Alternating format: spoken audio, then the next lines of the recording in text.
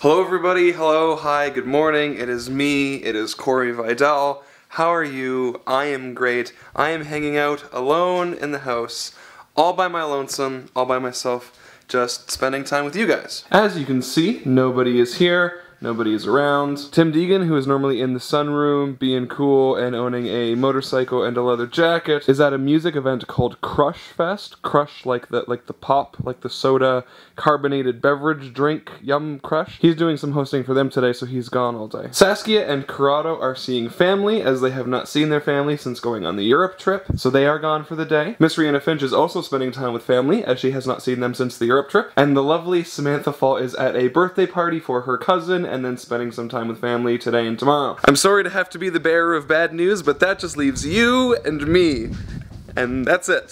So I'm tired and lazy, and I'm gonna spend the day doing absolutely nothing, and I thought that I would just watch a bunch of movies. I'm working my way through all of Stanley Kubrick's films. Apparently, from what I have read and heard, he is one of the greatest directors of all time, and has made some of the greatest films of all time. So I feel as a video maker that it's somewhat my responsibility to have seen all of these films. And if I want to lighten things up and go on an adventure, I'll watch more Indiana Jones, which I've been watching a lot lately. So something that's really important to me and has been important to me pretty much my entire life are films, movies. As a kid, I would watch movies on VHS over and over and over again, most often Disney movies or Star Wars. And as an adult, my love for movies hasn't changed at all, not one bit. So these are all of the movies in my Blu-ray library. I am a very big fan of Blu-ray. I like the format, I like the 1080p-ness of it, and I really believe in buying films that you care about. These are all films that stand out to me in one way or another. You can pause the video and look through these at your leisure. I do think it's interesting to point out that while Star Wars is my favorite saga, my favorite series, my favorite epic tale of all time, always, and will be until the day I die, none of the Star Wars movies are actually my favorite movie. My favorite movie is, in fact, Fight Club, the greatest movie I have ever seen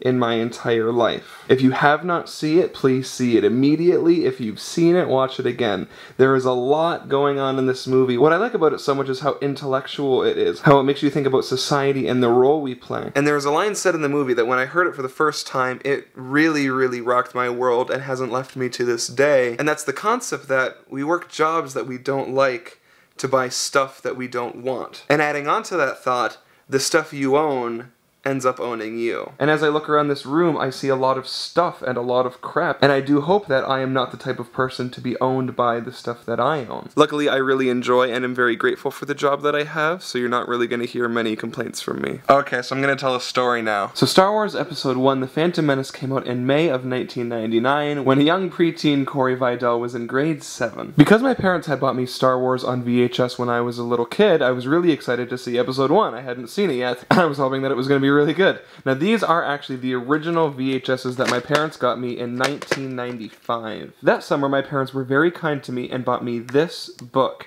Star Wars: The Making of Episode 1, The Phantom Menace, which is a big book, and I spent all summer reading it. I learned about the entire making of the movie, the pre-production, the production, the post-production, even the release, and it fascinated me mostly because I was a fan of Star Wars. Because I loved Star Wars so much, I obsessed over the making of Episode 1, and then as Lucasfilm began making Star Wars Episode 2, I very closely followed along with the making of the second movie. There was a Star Wars fan site called theforce.net, and I'm not sure for you Star Wars fans out there if you remember going to theforce.net or if you still go there, but it was the #1 destination for Star Wars news, and they had spoiler reports and leaked information and leaked photos all 3 years, 2000, 2001, and 2002, while Lucasfilm made Star Wars Episode 2. As Attack of the Clones came out in May 2002, I got this book, The Making of Attack of the Clones, which is equally big, and I read all the way through it, and I read all about the pre-production, production, and post-production of Attack of the Clones. Then, of course, I spent the next 3 years following the making of Revenge of the Sith, 2003, 2004, and 2005, and got this book, which talked very in-depth about the making of Revenge of the Sith. And what I found, guys, the point of this story, is that by being obsessed with Star Wars, hang on, these are in the wrong order,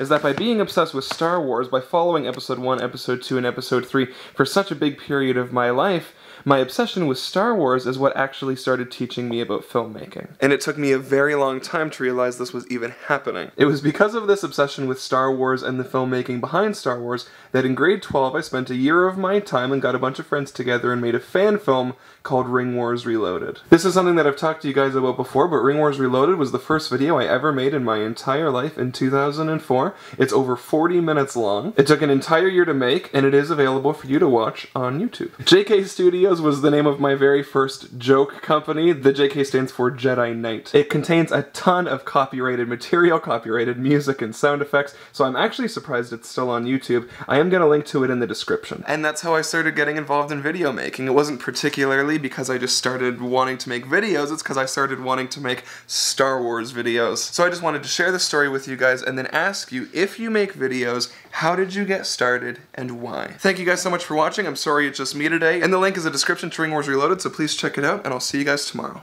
Bye.